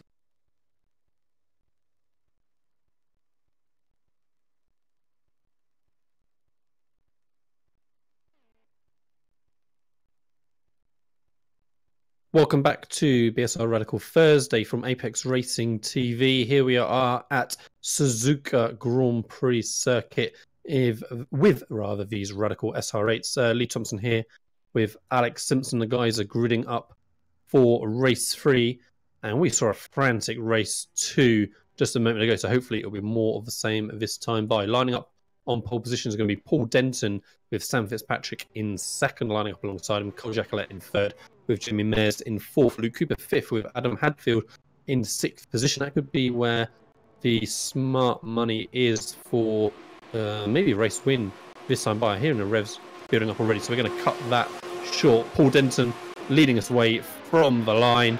Sam Fitzpatrick gets a good start. Looks like he could make a good run up the inside as they come to turn 1 on Paul Denton. Just get his nose there. He's going to have the inside line. Denton swoops around the outside. Can he get it stopped? Rear end twitching away with those cold rear tyres. He can. Fitzpatrick has to settle for 2nd. Luke Cooper 3rd. Jacquelet 4th. Mayers 5th. Looks pretty clean through turns 1 and 2. Good job, guys, as they head into the S's. Yeah, excellent start. I think we're off a good one this one. Final race of the night. Of course, Hadfield. My pick for a strong race result, unfortunately, has a big twitch through the second half of the S's. Takes out Jamie Mayers as well, getting caught up with that. Really unfortunate. The 2 Radical Apex Racing cars battling away. Cooper dives up inside. Can he get off the rumble strip in time to slow down for Degner 2? He can. Thought he was going to run out a road there on that exit curve, on like a train track effect almost you get on exit Degner 1 there. But he gets it through. Jacquelet late on the brakes in 4th position, 2x2 further back as well. Looks like battling hard to see McIntyre back there working his way through the field as well. Denton just trying to make a little bit of a break for it now with that battling earlier on the lap between Cooper and Fitzpatrick. Jacquelet very wide. Oh, it's like Crab just completely losing track of the circuit almost as he enters Spoon. And interesting, kind of did gain a little bit of momentum, it seems. We see the string of cars all working their way down towards 130R as Johnny Brandon looking to make a move now as well. This car is just absolutely mighty. Crazy. Jacquelet and Brandon screaming down the street. 4-8. Oh, Webster loses a rear. Jacquelet loses loses a circuit as well. Twitches from Johnny Brandon. Everyone scrabbling through the corner, and somehow everyone got through, but Webster just slowing for a slowdown penalty, I think. How did they get through that without something more dramatic happening? As I see contact between a XVR car and Craig's setup shop car in the background. The Craig setup shop car gets the spot. Craig Williams maybe, and Paul Crubb that may have been. Yeah, I'm not sure how they survived there. Just a bit of patience, actually, rather than everyone trying to think, right, that's my opportunity to gain 3 or 4 places. They just they were patient with it. Thought they could, pick up maybe one. There was a couple of position changes, but yeah. Did you see patience in the BSR, Alex? Is that what I heard? So yeah, so good job from those guys on that one. Cole Jacquelet just losing out through the top of Dunlop. Johnny Brandon, Sven Glatzel getting through Degner 1. Looking pretty clean. Oh, Webster, he's going to have a move into Degner 2. No, that would be way optimistic. He checks back up. Going to get a run into hairpin, I think. Jacquelet, very, very defensive on the brakes into hairpin. Locking up ahead of him as well. That's the worst place to lose it for one of the Excite cars. I think that might have been McNally, and he's absolutely swamped now. Just a queue of cars all behind them as they thunder up towards Spoon. How many wide are they going to end up into this super quick entry into this 2 apex corner? Or wide there for McNally. Just about scrubbles back onto the circuit, and they're queuing up behind him to try and get by. And it's going to be a slipstream race now down to 130R. McNally is going to get hung out to dry a little bit on the outside there, I think. Oh, this is crazy. I mean, it's going off ahead as well, but... Contact! Survive just. How did nobody spin out through there? It's going to be carnage into Casino Triangle again. 2x2x2. Can they get it stopped? Everybody looking clean through the first half. Certainly, let's see how the exit there looks as well. 2 laps running. Chaos into Casino Triangle. 2 laps running, and they all survive for 2 laps running. Now we take a breath as we look at Kane Halliburton there making a move on Jacqueline with Williams following him through as well. So Kane Halliburton already up into 7th place, 9 positions gained. Sven Glatzel up into 4th, 10 positions gained just at the start of lap 3. Yeah, and just a recap as well, exactly what's going on at the front. The top 3 still very, very close. So Denton, Fitzpatrick and Cooper. I'm not quite sure where Sam got back past Luke there, but he has.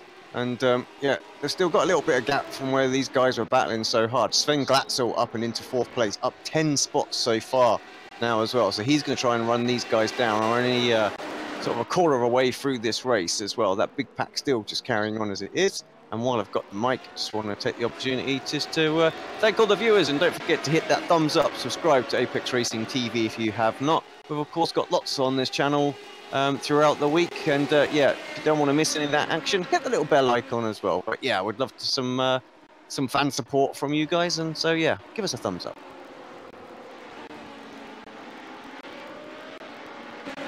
And so here we are back with the battle at the end of the top, or the back of the top 10 rather. Crab, McNally, Warming and Williamson, Foggy trying to fight his way through the field, and McIntyre back there in 15th. Foggy gets a spot on Williamson, and they work their way down towards 130R. I think Williamson's going to have the toe ahead. So yeah, Foggy drops back for the moment. Can he hang in there on the inside of 130R?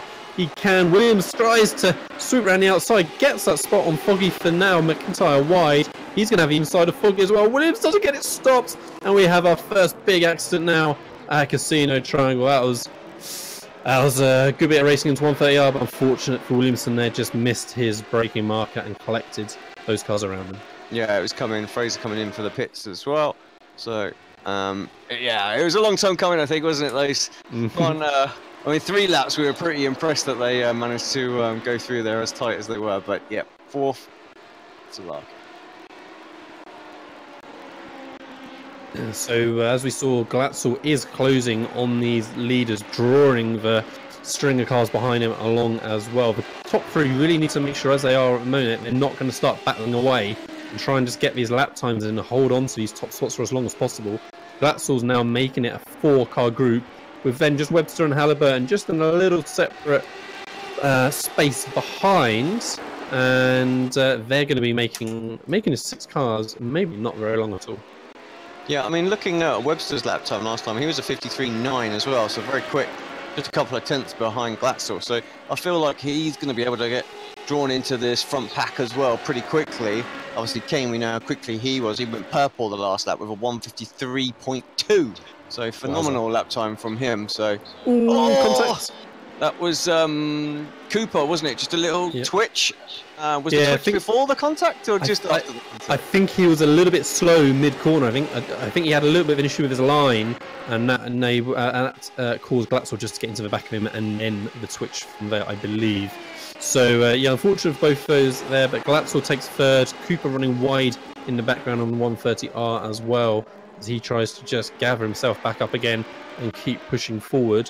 Fitzpatrick looking pretty close on Paul Denton now as they come out onto the front straight. Denton just may need to defend a little bit. Let's see how much Glatzel, or Fitzpatrick rather, closes. But Denton does defend. Fitzpatrick within a 10th now as they come up to turn 1. But Denton got the line covered. As long as he can get it stopped, okay, he is safe. But Glatzel looking very, very strong right with these guys already. Cooper still hanging on to 4th.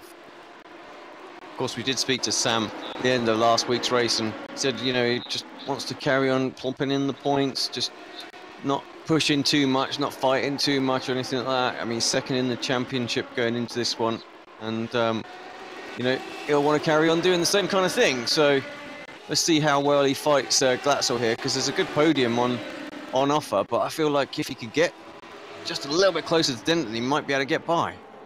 Yeah, absolutely. And like you say, he doesn't want to put up too much of a fight. Maybe with Glatzel, the way to go might be to try and keep up with him and not allow the cars behind to catch too quickly. Glatzel has a look up the inside. Fitzpatrick gives him a little bit of space just in case. Should be able to power off the corner okay.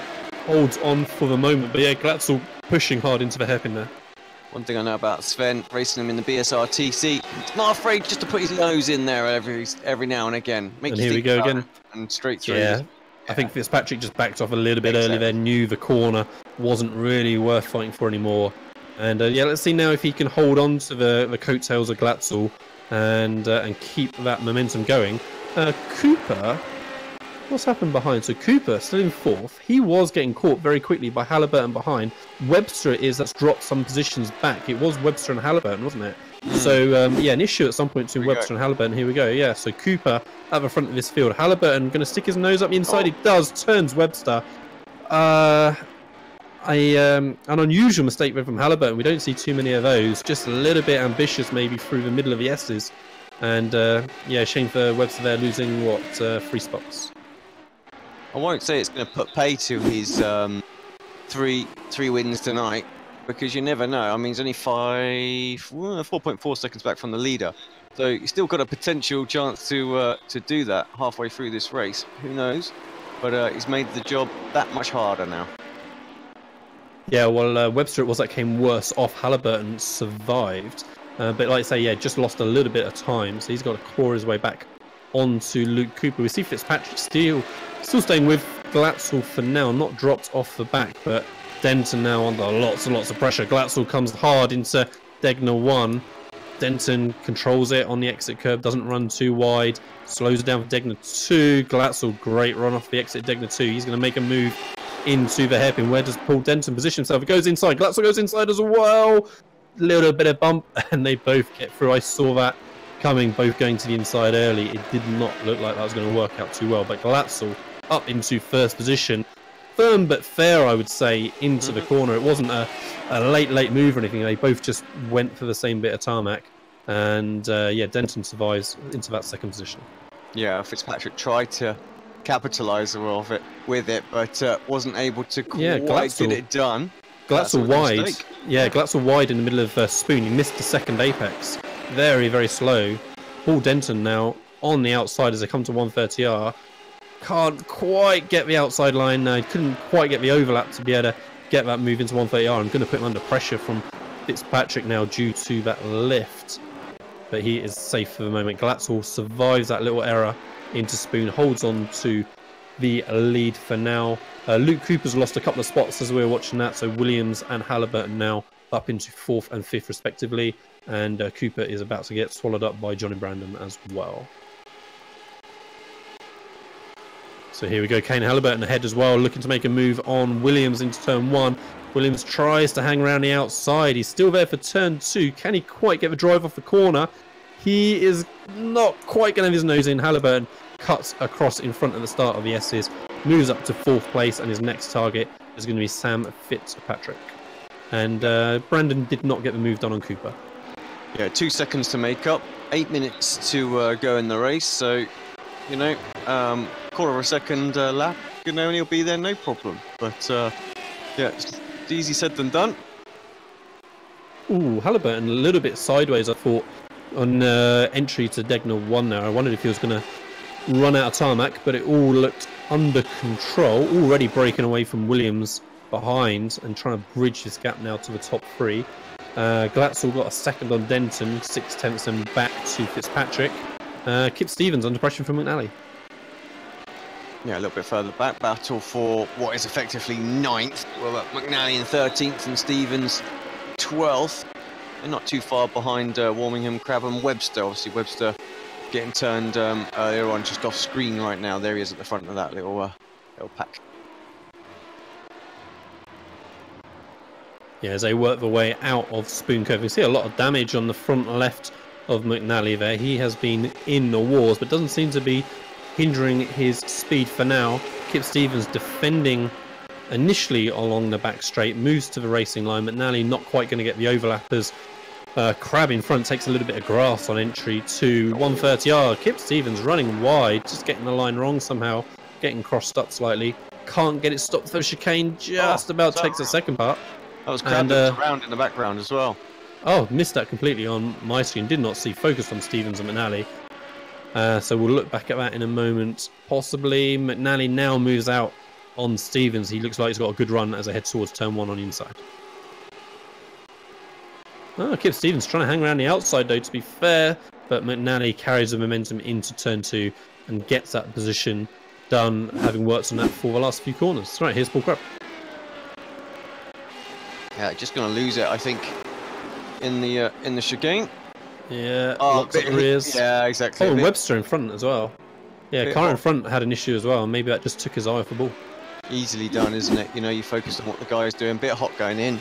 And Carr was sort of not under control. Took the curb as well, just to, you know, finish it off. Right, so back up front, Sven Glatzel still under pretty close company from Paul Denton, to be fair. Paul Denton's doing a good job of sticking with Glatzel's pace. We saw how quick Glatzel was earlier on, running in those 53s. But Denton still hanging on to his coattails. Fitzpatrick just dropped back slightly now, but Halliburton 7/10 back from there. So Halliburton hasn't suddenly put like a second on these guys all of a sudden, but he is reining them in and making it this 4-car group. We can see Williams just a little bit lonely back there in fifth, sorry, having gained 10 spots off the grid. Just seeing on my timing screen as well that Kip Stevens got back past Adam McNally as well, so maybe we'll take a quick look at that back in a moment. We'll just leave these guys, see how they're going to form up over the... does he collect it before the grass? Yes, he does. Paul Denton, super close, mega twitch, but yeah, holds it together. And here comes Halliburton on Fitzpatrick. Fitzpatrick trying to keep the slipstream of Denton behind, and that actually is enough to stop Halliburton getting the run. So they're all just weaving slightly down the straight, trying to use each other's toe. Halliburton all over the back of Fitzpatrick. Fitzpatrick running wide. It's very, very easy in this default car setup to run wide on turn 2 there. I found that really tricky in practice to get the timing on the power right. And yeah, Fitzpatrick just running out of road, but kept the momentum somehow. Halliburton still right underneath his rear wing. Let's just take a quick look at this overtake. See what... Oh, that's the wrong one. This is Kip Stevens getting back past McNally. Oh, they're having a right old fight. This was going into Spoon on the brakes late. Good move from Kip Stevens. Thanks very much. Takes that position back. Right, back to this battle then. And so Denton maybe just dropped off the back slightly of Glatzel now, and Fitzpatrick's got more of that toe to try and keep Halliburton at bay. As they come up towards the Spoon curve, is Halliburton going to look for the inside? He does fairly early. I think Fitzpatrick's going to give this up. He does, backs out of it, allows Halliburton through. Halliburton up into 3rd position. He's got not enough time, I think, really to get an opportunity on Glatzel. That's too far away, it looks like, unless there's an error there. But Paul Denton now is going to be feeling the pressure of Halliburton coming up from 16th place on the grid. Is that so? 13 positions gained for Halliburton.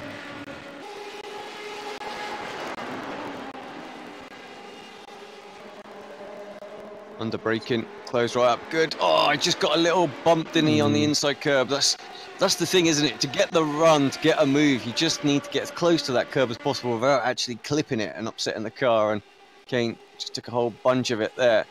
That's it. You want to... His exit speed. I mean, I think actually Fitzpatrick could have had a perhaps look if he wanted to. I would imagine if we were on board with Sam, we'd have had a little lift there. Just being patient, seeing what's going to go on ahead. Wants that good consistency with these points. Looks like there's been an issue for Adam McNally at some point. He's dropped back to 18th position after we saw him battling with Kip Stevens not long ago. So unfortunate for McNally there, as Halliburton taking a very different line to Denton there through the S's, and really you see how much momentum he can carry as they come up towards Degner 1 now. Can Denton keep it under control over the curves? He can.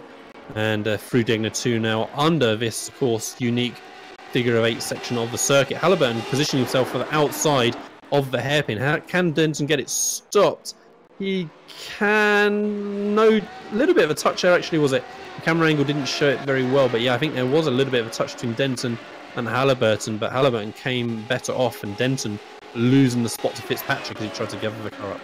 Yeah, small touch, side by side. Nothing wrong with it. I think just good hard racing between the pair of them there. And unfortunately, yeah, like you say, Denton's car just getting a little twitch through the middle of the corner. Fitzpatrick saw it happening as well and just drove around the outside. And this is what I was saying about Sam. He's just waiting to see what happened, see if he could still get himself a podium finish. Look at this, a bit further back though. Brandon Cooper and Foggy still in a race. Yay!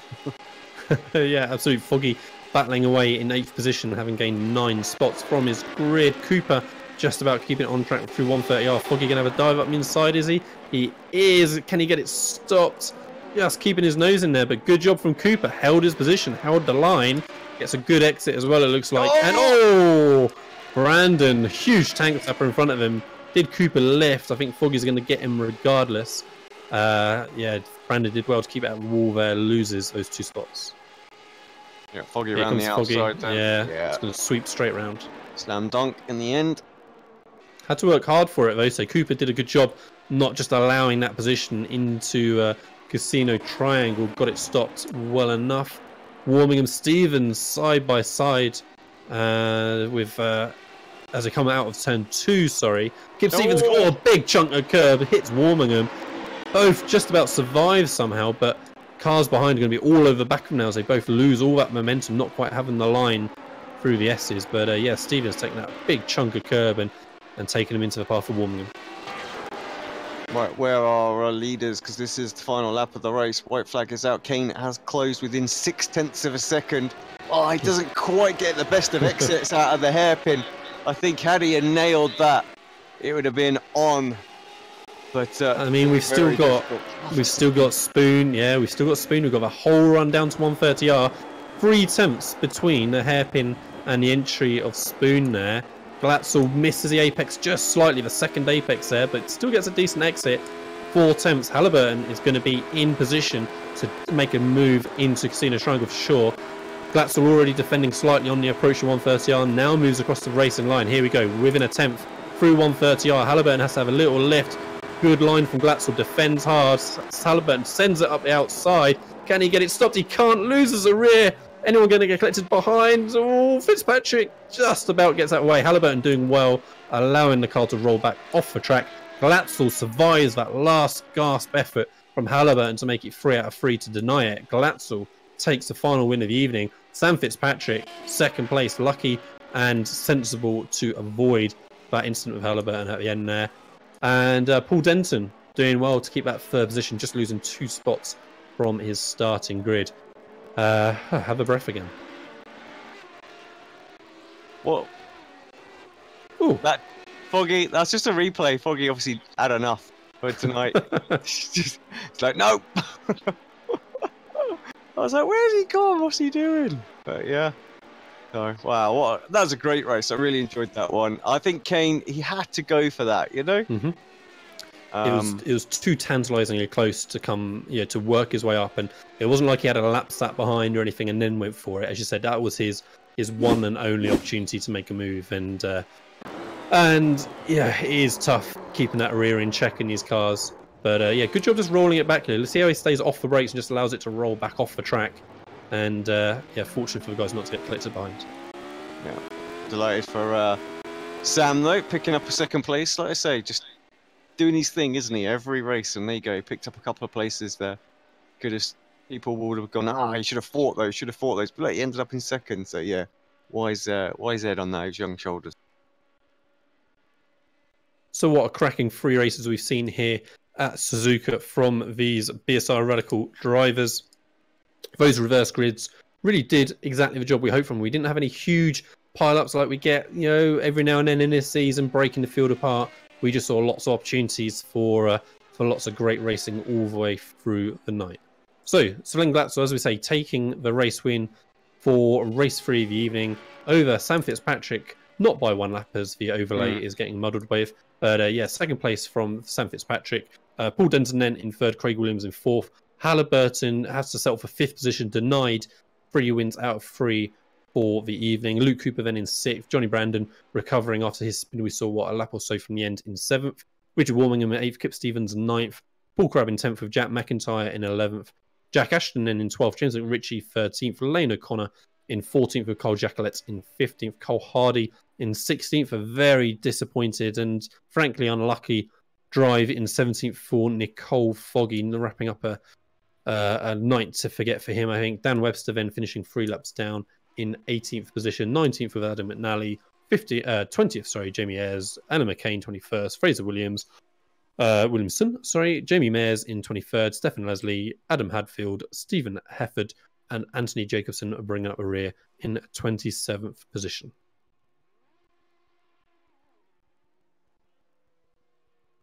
Good night's racing. It was very good. Yes, like I say, perfect car circuit combination. I would say, it's this highly aero-dependent car around this classic F1 Grand Prix circuit allowed for some great racing. We can see how, if certain other formulas of cars were able to follow that a little bit easier, how much great racing we could see with great circuits like this.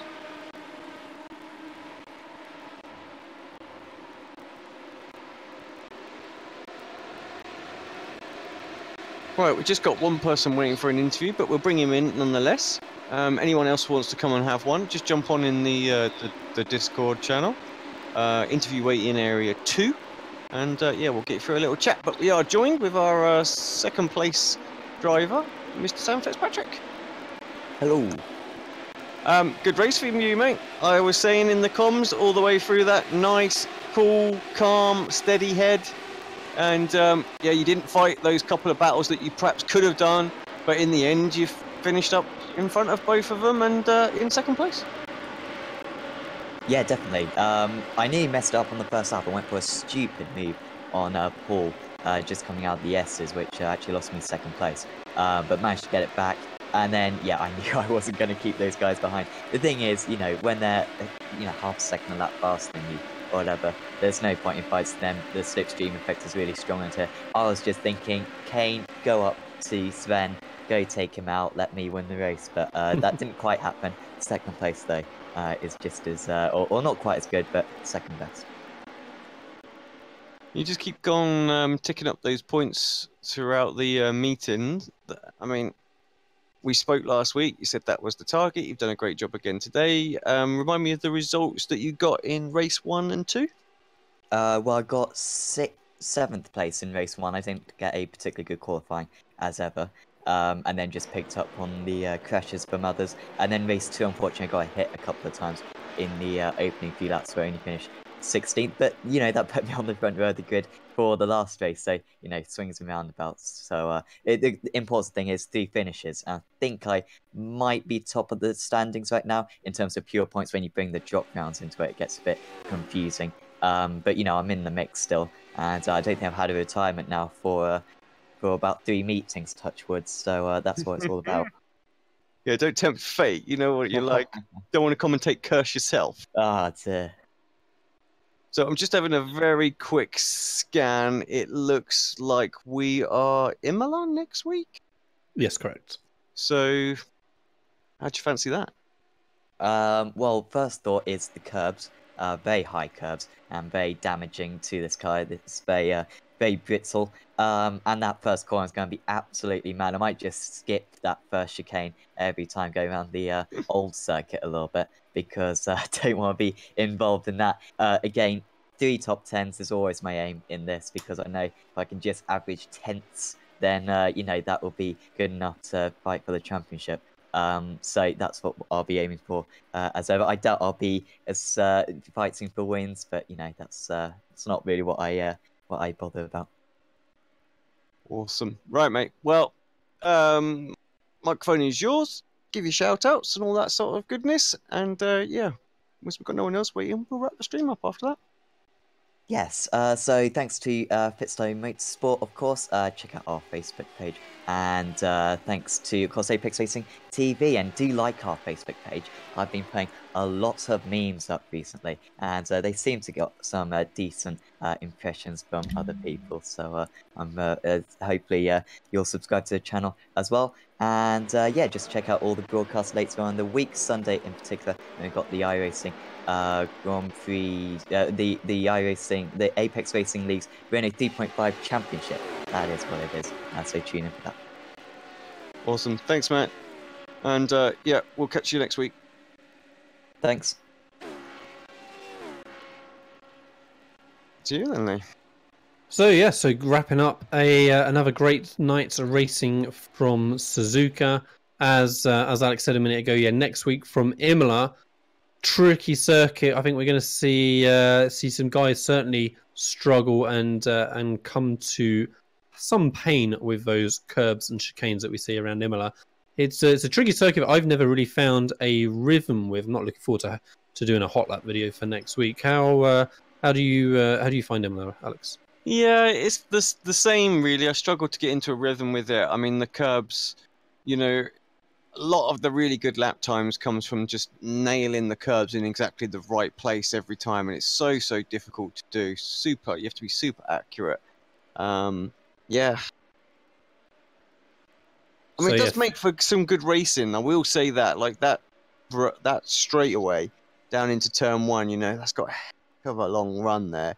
So I do think we're going to see a lot of good moves going into turn 1. So I think the racing will be good, but yeah, the guys are going to be hampered, I think, somewhat by the really aggressive curbs that are kind of more for GT cars now.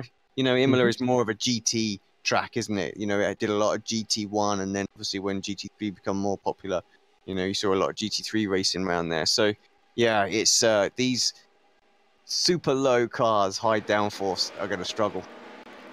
Yeah, it's going to be really challenging for the guys. I think, you know, 30-ish radicals trying to work their way through those chicanes at Imola. It's a much more narrow circuit, of course, than Suzuka, despite them both being, you know, traditional F1 circuits, just from different eras still, really.